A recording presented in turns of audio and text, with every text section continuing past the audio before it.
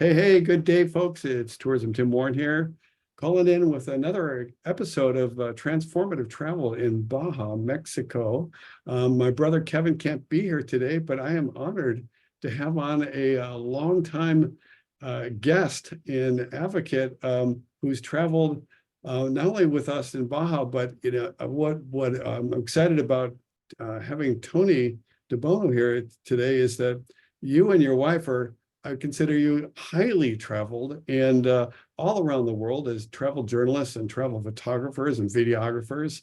So your perspective really shares a lot, will bring a lot to bear on this discussion. Welcome, Tony.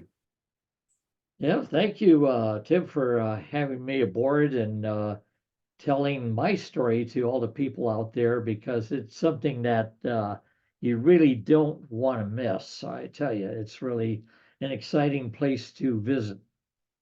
Very good. Well, the right before this Zoom call today, I went online and going, gee, how many years was it when they were down there? And I'll let you talk about it, but you guys published a great article and pictures that not only in the San Diego Union, but I believe it got syndicated all over the place. And that was back in July 2015. So why don't you tell a little bit of what that trip was that did get syndicated and published all over the country? Well, first of all, if anybody wants to take a look at that article, we have many of our travel logs on getthepicturetravel.com. That's getthepicturetravel.com.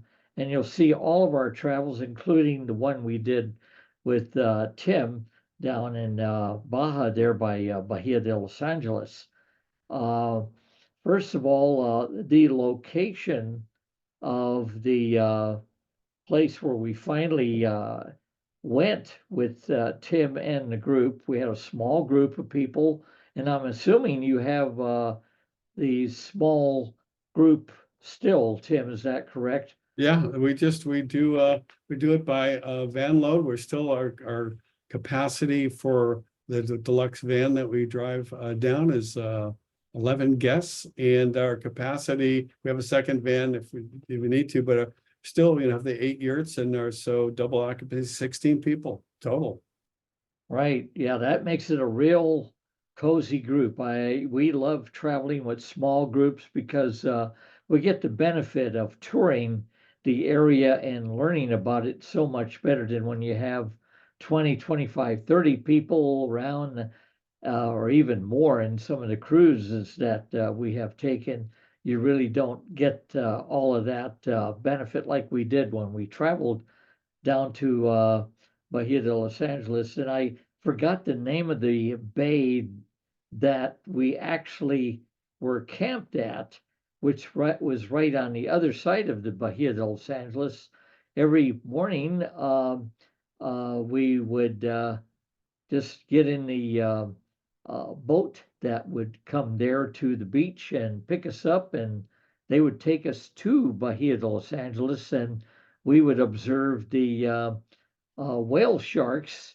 And I must say, that was one of the highlights of my trip anywhere in the world is to swim with the whale sharks. That was really something else.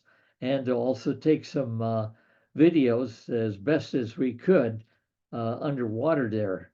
They look so peaceful, but you just got to keep your distance, and you can just watch these graceful animals going all around your boat. That was really a big thrill doing that. To answer your question, for the viewers that are watching this is that it's the bay is called Bahia Las Animas, and so our eco lodge is called Las Animas Eco Lodge, and the trip that you guys did, because the whale sharks are most the quantity and the ability to consistently see them are highest in the early fall. So we do it in you came sometime between September and November. That's when we do our whale shark and snorkeling with sea lions experience. Did you guys, tell me, did you guys go see the sea lion rookery? Well, we saw it, yes, we sure did. It was just right off of Bahia de los Animas. It's just right offshore from where all the yurts were that we were living in. By the way, they were really a comfortable experience, even though we were in quite a remote area. But we were able to go out there with the Ponga boat that was supplied each day to do something different. And in our case, we did get out to the rookery out there, and they were all around us. And wow, what great photos we were able to get. And just the experience of seeing them all around us. I've never seen so many sea lions. Well, I'm really glad that you shared the link, and I'll be sure to put this in the show notes, the comments below the YouTube where we post this. And we're probably doing a blog on this.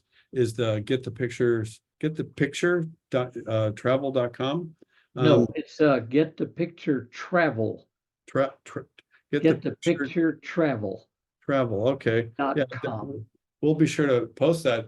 A moment ago, you mentioned two things I want to revisit for a second. One, earlier you said that the place that you were camped, and then you said the yurts were really comfortable. Would you call Las Animas camping? Say that again, Tim, please. Would you consider the quality of the lodging and the experience that we provide at Las Animas camping? Oh, yes. Oh, that was terrific. The yurts that were out there, I don't recall how many there were. Was it 10? There's eight. 10, oh, 8 years, yeah. And I think they can accommodate about 4 people each, I believe. But Mhm. but they're very, very comfortable. The beds were just like you're sleeping in your own home with a beautiful mattress. And the dining experience was great too. I mean, it wasn't the Hilton Hotel because we're way out there, but those folks that cooked for us were so good. And we were looking forward every day to having a meal with them. And of course, the margaritas that awaited us at the end of every trip were something that were very looked forward to as well. And so we had nothing to really beg for. It was always there. It just goes on and on. And it's just one of those places you can't ever forget. Well, I know you and Joanne have traveled all over the world and done some amazing pictures and videos and stories. And I was just starting to read the article in the San Diego Union.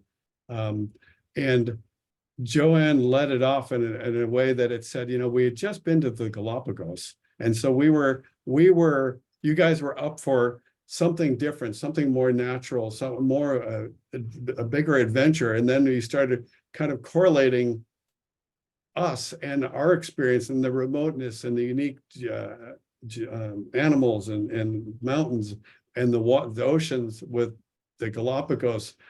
Did that hold true for you too, as far as the kind of the unique outdoor nature experience? Oh, yes. Actually, as she mentioned in her article, it also talked about the blue-footed boobies, Mm-hmm. and we saw them right there on the rocks as we were rounding the point to get back to Bahia, Los Angeles. They were there, and our boat captain pulled right up to one of them, and we saw them, and the Sally Lightfoots were crawling on the rocks, and we saw those down in Galapagos as well. So it was very reminiscent of that area down there. In fact, all of the Gulf of California is kind of reminiscent of the Galapagos. It's very different from the Pacific side. And it's something that you don't have to travel far to experience almost the same thing, which is very interesting, especially for those of us that live in Southern California, it's very close. There's hardly any distance to get down there to Bahia, Los Angeles, especially with the new road now. Yeah, people aren't aware that it's one of the most pristine wildernesses in the world, and one of the most diverse worlds is really at the U.S. southern borders backyard. And like you said, anybody in Southern California or Arizona or even Las Vegas, we're talking, it's certainly less than a day's trip. And from San Diego, we're making the trip in about 6.5 hours. And so it's so fun to be able to share that this wilderness with people, especially if they live in an urban area where their neighbor might be just right there.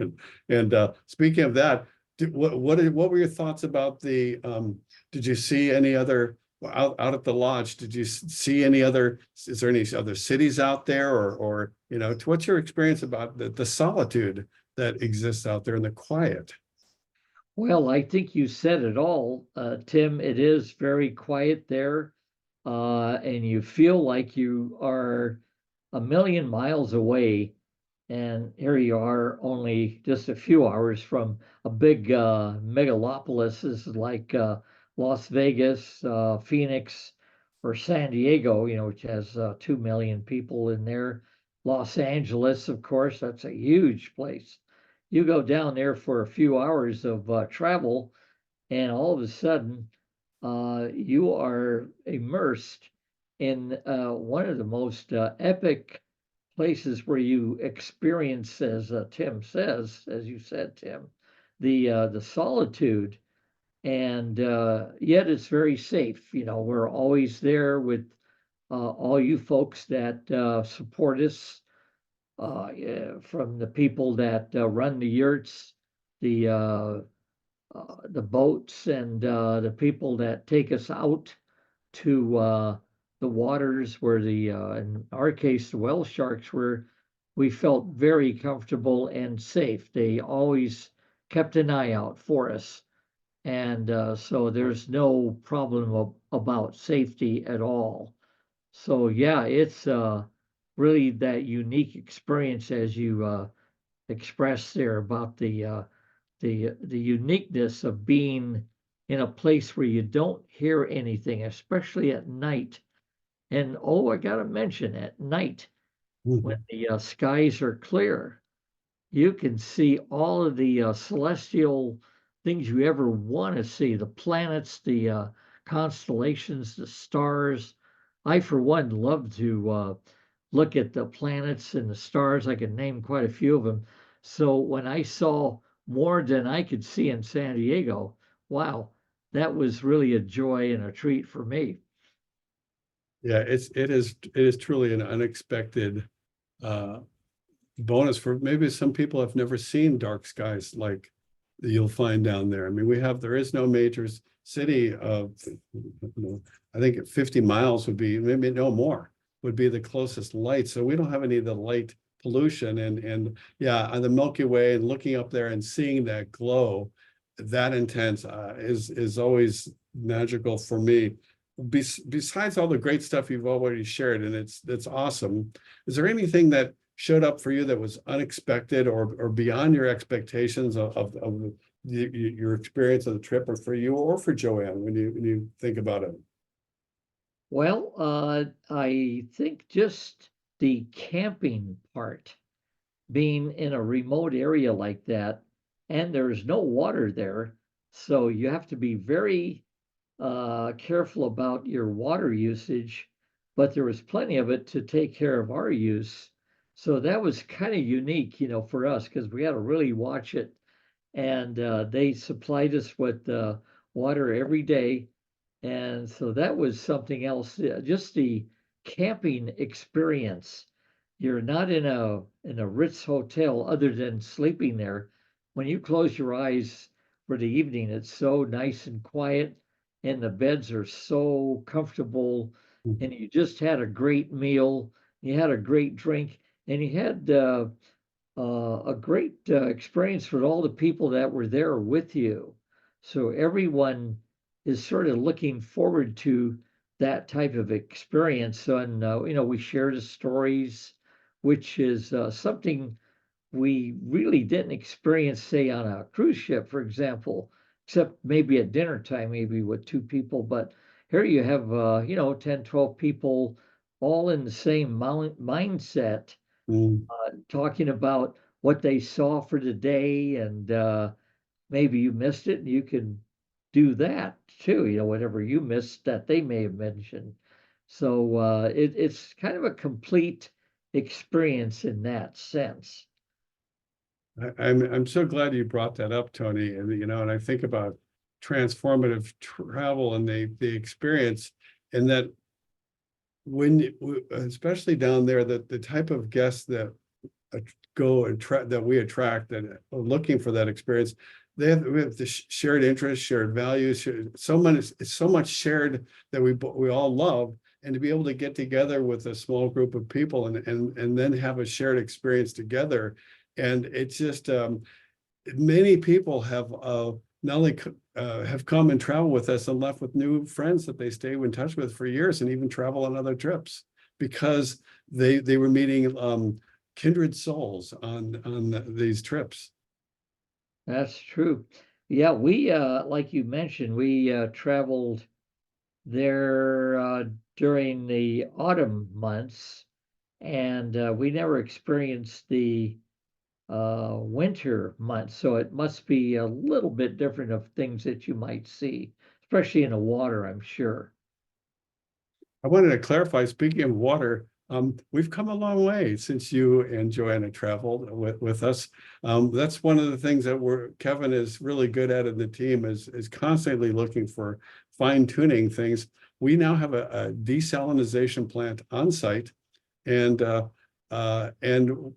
we were big holding tanks of fresh water, and then the fresh water is piped to each yurt, and each yurt has on-demand hot water heaters with water you just turn on the shower, and just like home. Wow, that's something really Yeah. unique, I would have to say, from the days we were there. Of course, that was several years ago. So that's really quite an upgrade. Oh, I forgot to mention, you also had quite a few nice water toys there. The stand-up boards, the SUPs, even a small catamaran that Hmm. you could take and sail out there. I hope I'm not missing No, the anything else. kayaks, Pardon? the kayaks. Oh yes, that's right. You had the kayaks there, so that'll keep you busy for quite a bit. There's, you can actually get out to that sea lion rookery with those toys. Probably not with the SUPs, but certainly with the kayaks and the catamaran, you could. So that's still another nice experience you probably can take on when you visit there. Well, we're just about to wrap up on this conversation, but before we go, if someone came up to you and said, I'm thinking about, I love nature and I love the outdoors, and what would you say to someone who was considering a kind of one of our soft adventure ecotourism trips? What would you say to them? Would you about it, as far as, would you recommend it? Would you, how would you tell them about it? Well, I would tell them it's a very unique tour. You are going to an area which is very remote and reminiscent of the Galapagos, as I mentioned earlier.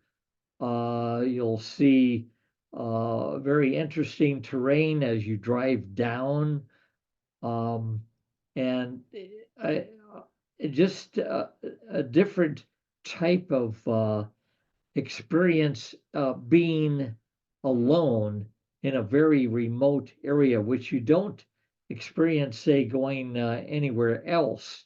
So you're detached from all the millions of people that may be around you. You're all by yourselves, except for the people that support you, and perhaps Bahia de Los Angeles, which is around the point down the other way. Uh, but you will feel different, and it's something that you do not want to miss, because if you're going to be traveling, you do want to experience that type of situation in any of your travels. It's something that you will not forget for sure. Outstanding. Well, Tony, I surely appreciate your time, and I know Kevin sends his accolades, and please give our best to Joanne. I'm glad that you guys are still out there and enjoying life and traveling and reminiscing. And on that note, we will say goodbye to this adventure of transformative Baja travel. Okay, and bye to everyone out there, and be sure to travel with Tim and his brother and company. They're going to give you a good experience that you will not forget. Bye.